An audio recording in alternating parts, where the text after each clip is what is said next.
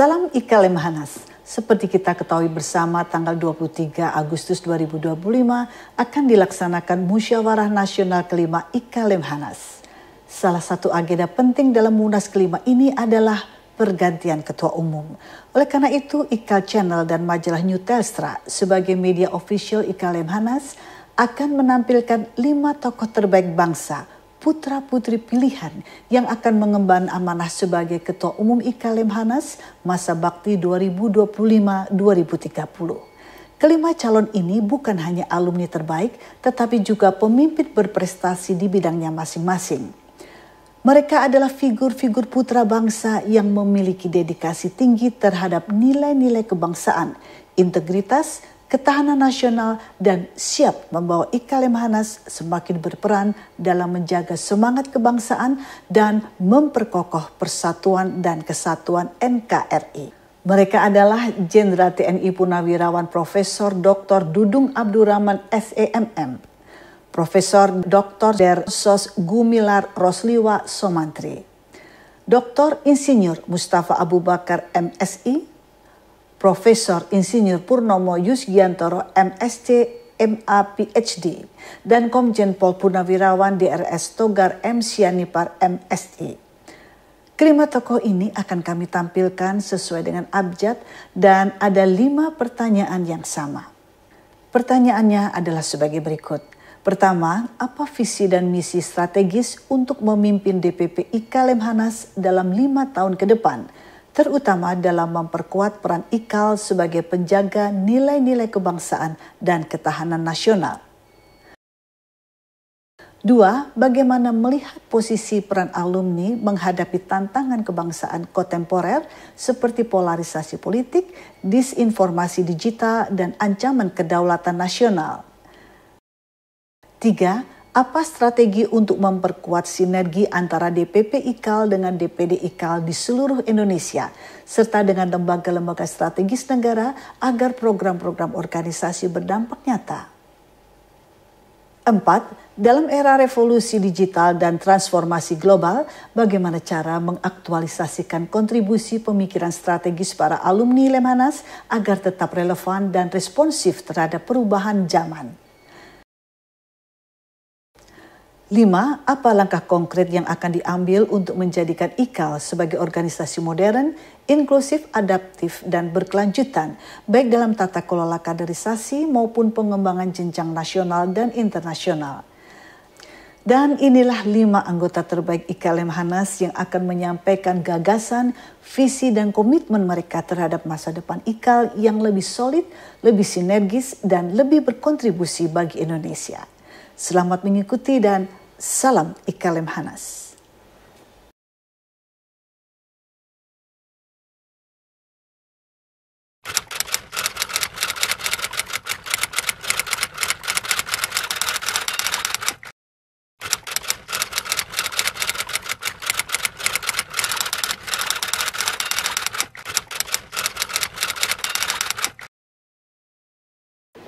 Jadi saya berbicara secara umum, siapapun nanti yang akan tampil di IKAL, ya, ada 2 hal yang mesti diperhatikan.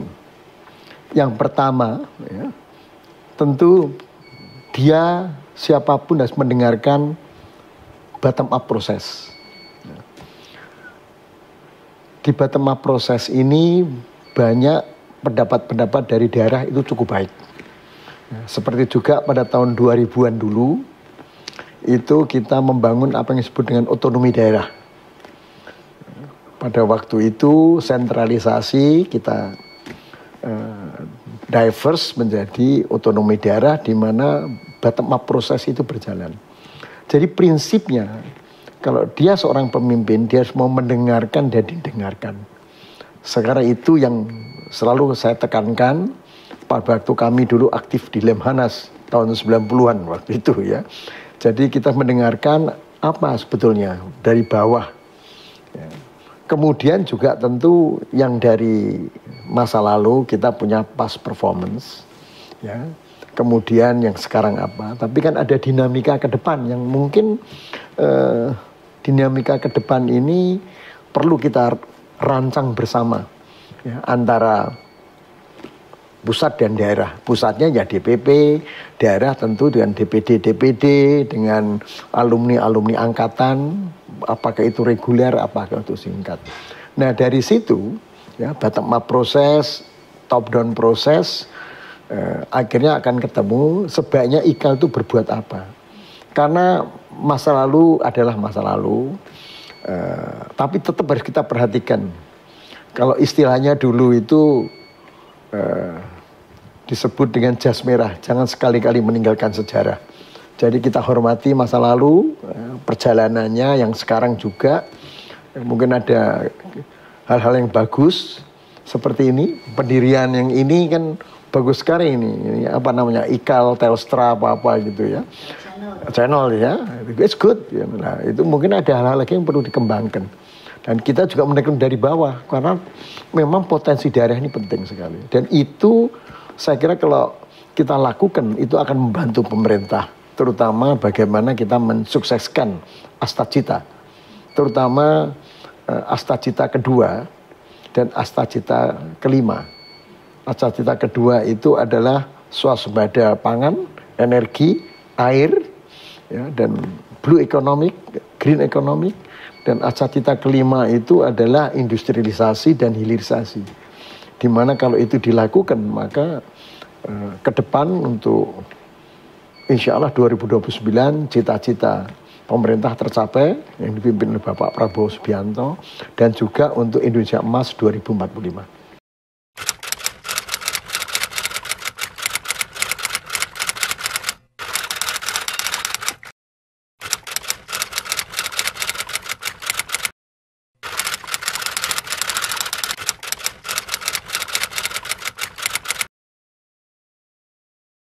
Kalau kita berbicara mengenai kedaulatan nasional, kita selalu berbicara mengenai keutuhan bangsa, kita berbicara mengenai Negara Kesatuan Republik Indonesia, ya, dan kedaulatan dalam arti yang luas, sehingga ini perlu dijabarkan lebih lanjut. Nah, kalau kita berbicara mengenai itu, nah biasanya kalau kita bicara mengenai kedaulatan itu kita bicara pada level strategik gitu. Nah dari level strategik itu mesti diturunkan pada level taktis, manajemennya kan begitu. Kemudian pada level operasional. Nah, jadi mesti jelas, misalkan apa kedaulatan pangan, kedaulatan energi, kedaulatan air dan lain sebagainya. Jadi saya kira Lemhanas mempunyai peran yang cukup besar. Tapi dari pengalaman saya, ya, aktif di beberapa alumni. Ya, saya tidak sebutkan alumni besar, ya, apakah itu pada level global, pada level nasional. Satu, alumni harus mendukung kehadiran dari sekolahnya. Ya. Contohnya apa? The Ivy League School, di East Coast of United States, Harvard, Princeton, Cornell, itu semuanya bisa berkembang karena peranan alumni. So, kalau itu seorang alumni, dia harus kembali untuk bisa mendorong sehingga Lemhanas itu mempunyai marwah yang cukup baik. Jadi itu saya kira peran yang harus ditegakkan satu. Ya. Kedua, oke, katanya IKA itu punya pengkajian, it's good. Ya, ini bisa dilakukan, tapi ingat di Lemhanas ini juga ada deputi pengkajian. Jadi ini mesti sinkron. Dan deputi pengkajian itu bersama-sama dengan IKAL tentu harus melakukan sesuatu yang bermanfaat bagi Indonesia, terutama daerah. Karena waktu 2001, waktu itu kami termasuk yang membentuk Undang-Undang Otonomi Daerah. Karena kami melihat bahwa tidak bisa hanya top down, jadi bottom up itu jalan. Kemudian Alhamdulillah setelah 20 tahun 2021 selesai, waktu itu saya menjadi kepala staf kepresidenan sebagai senior advisor dengan Pak Muldoko. Waktu itu diminta juga pendapat mengenai bagaimana apakah otonomi khusus itu diteruskan ya, dan itu dalam kaitannya dengan otonomi daerah. Saya katakan yes. Hanya saja memang beberapa hal perlu diperbaiki. Jadi kembali kepada peran IKAL, saya kira kita harus memberdayakan daerah. Daerah itu sangat penting sekali. bagi perkembangan IKAL ke depan. Jadi DPP itu ya saya bayangkan kalau itu di titik sentral begitu, tapi sebetulnya peranan yang harus kita dorong itu peranan daerah sebetulnya.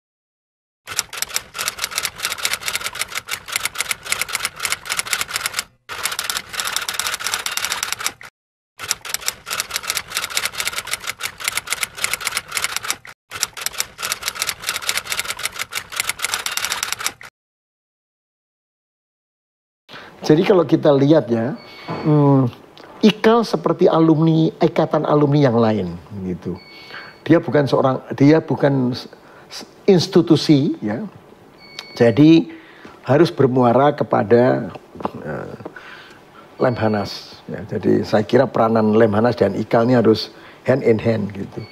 Nah, tentu komunikasi ini bisa dijalin dari pengalaman saya, ya, apakah itu di dunia internasional, apakah itu di dunia nasional, ya, tidak hanya hubungan formal, tetapi informal itu penting sekali, Mbak Parwati, penting sekali itu. Jadi justru terkadang itu penyelesaian bilateral itu bisa menyelesaikan banyak masalah. Nah, disinilah peran IKAL sebetulnya, di samping dia itu secara institusi, harus melaksanakan nanti visinya apa, misinya apa, programnya apa, dan lain sebagainya. Nah, dalam mensukseskan ini, itu harus ada komunikasi dengan siapa stakeholdernya. Ya, misalkan kalau dia tripartit, kalau dia akademisi, pemerintah, dan swasta, ya harus tiga-tiganya digalang begitu. Dan itu tidak bisa pemikirannya itu seperti IKAL sebagai orang pemerintah, tidak. IKAL adalah ikatan alumni yang dia membantu pemerintah, dan di dalam peranannya dia harus melakukan pendekatan-pendekatan yang sangat fleksibel, baik vertikal maupun horizontal. Ya.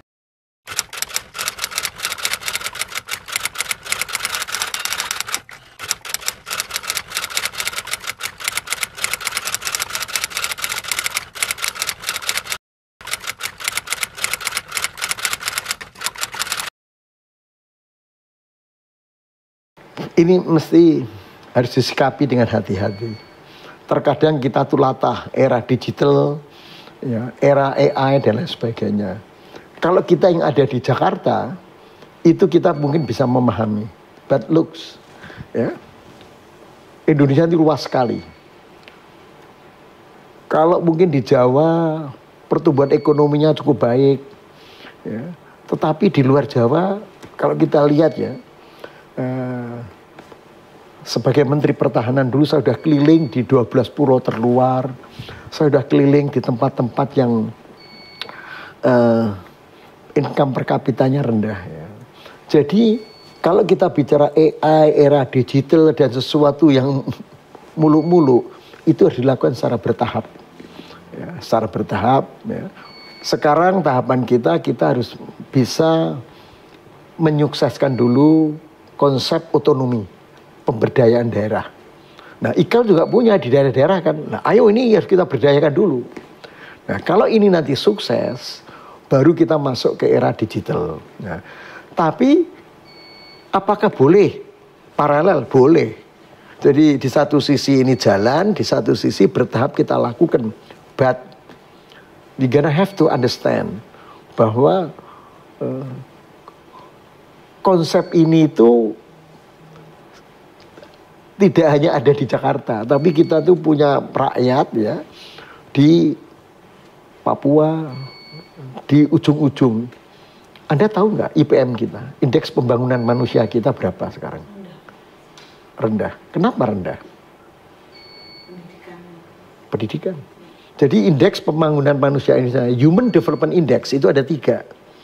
Kan dari umur harapan hidup panjang dia, ya, udah sampai di atas 70.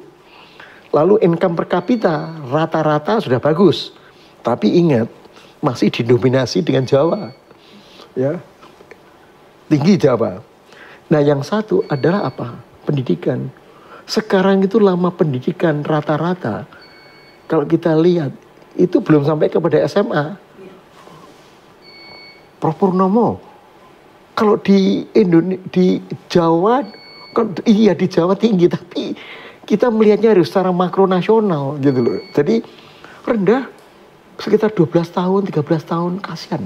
Nah, dengan begitu, IKAL nggak boleh jalan terlalu cepat, ya, tapi juga nggak boleh jalan pelan gitu. Jadi dia harus menyesuaikan dengan perkembangan dinamika dari daerah-daerah yang sangat variety sekali, sangat.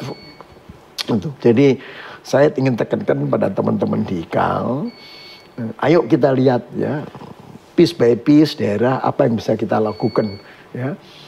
Kalau hanya membuat kajian yang levelnya strategik, saya kira itu bisa kita lakukan ya. Tetapi tidak hanya itu ya. Kalau kita level strategik, kajian, lalu ada level strategi, lalu ada level taktis, operasional. Yang paling susah, the devil is in the detail. Ya kan, the devil is in the detail. Jadi ya, Mbak Parwati, kalau kita lihat di ujung-ujung sana, gitu, di perbatasan, kita nggak bisa bayangkan di Sekatung, ya. Bayangkan apa pendidikannya juga masih. Jadi think about it gitu ya. Jangan hanya melihat apa yang terjadi.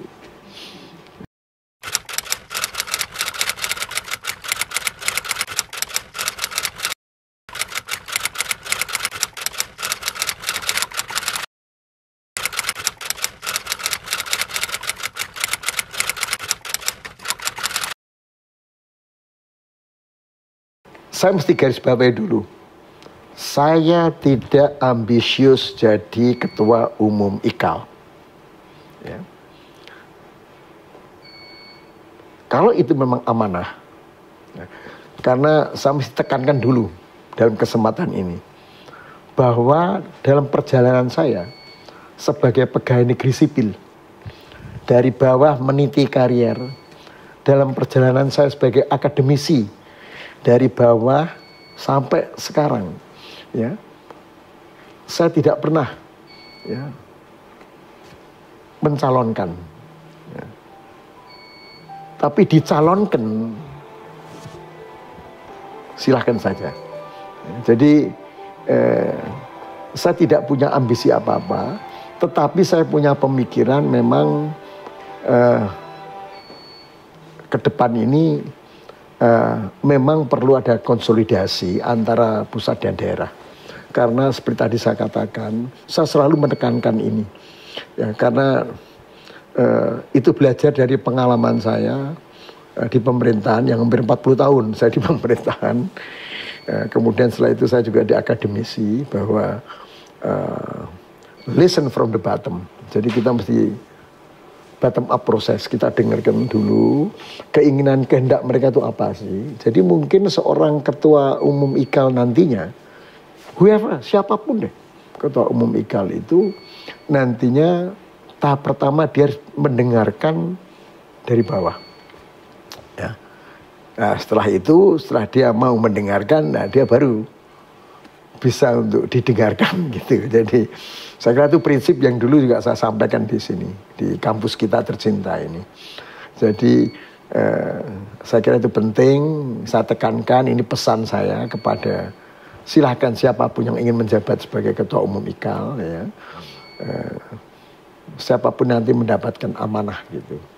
Jadi saya tidak bisa secara rinci menyampaikan, tetapi secara umum bahwa penting mendengarkan dari daerah, karena kita punya berapa DPD, banyak kan, nah 34 DPD. Jadi ini yang perlu kita dengarkan ya, karena justru waktu pendidikan di kursus reguler atau di kursus singkat itu salah satunya juga di samping menanamkan masalah geopolitik, geostrategi, wawasan kebangsaan, kemudian juga ketahanan nasional. Kan kita ngelihatnya juga secara luas gitu ya. Dulu ingat tahun 90-an namanya belum Labkurtanas dulu. Belum Laboratorium Pengukuran Ketahanan Nasional. Dulu kami timnya dengan Mayor Jenderal Sumarno di Lemhanas, kita menghitung ketahanan nasional, kemudian ketahanan daerah. Sekarang udah ada sistem dinamik misalnya. sudah ada sistem dynamic, dan di sistem dynamic itu udah bisa keluar nih. Ya, itu Profesor Dadan itu katanya yang berada di sana bisa ngelihat, oh kalau ketahanan nasional begini, ketahanan daerah di sini, lemahnya di sini, lemahnya di sini, dan itu bisa dilakukan. Itu bisa menjadi satu input saya kira. Jadi manfaatkan yang ada di Lemhanas.